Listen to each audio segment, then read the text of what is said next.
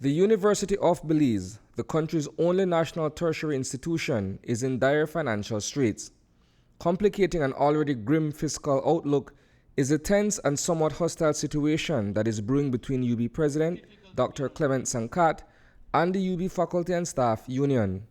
This has to do with an imminent pay cut for persons employed by the institution.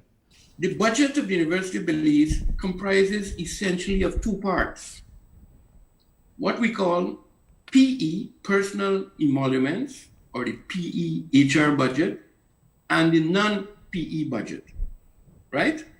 We have said, we are proposing, and it's going to go to the board, it has not gone there yet, that we will cut our non-PE budget, as I said before, by 25%. But the PE budget is the largest share of university's expenditure. It's the lion's share. 75% of our cash goes out to pay wages, salaries, gratuities, pensions, social security, health.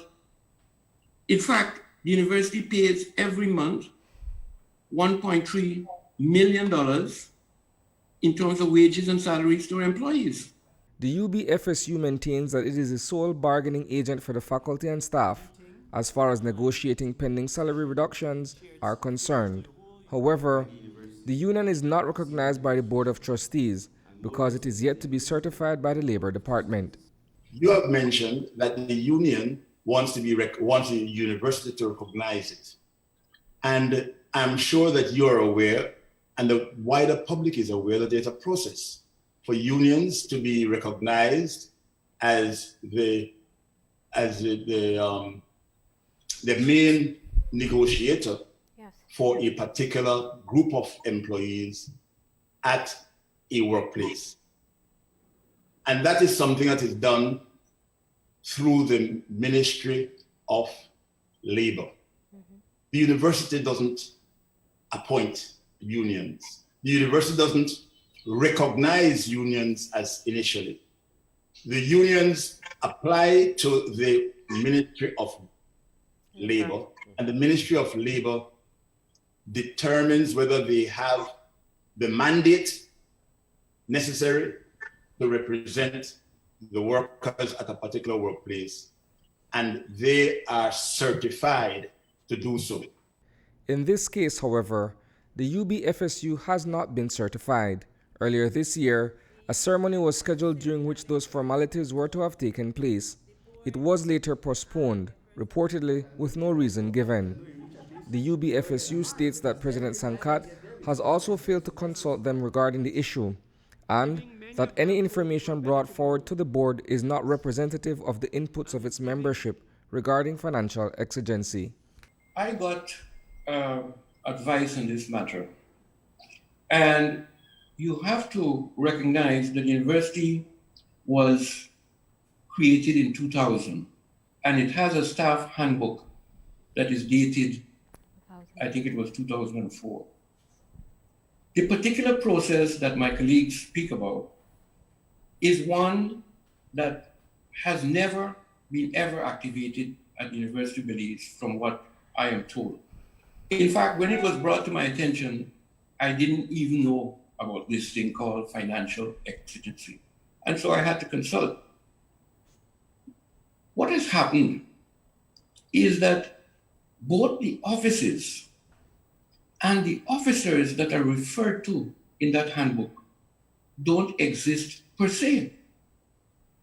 There are things in that handbook that speak about offices like provost, a director, like finance administrator, and things like that, that simply don't exist. But there are equivalent bodies today that do exist. And those are the bodies that I have consulted. Aside from the 25% reduction in subvention provided by the Ministry of Education, an amount which comes up to roughly $3 million, UB is also cutting an additional $7.1 million in expenses internally.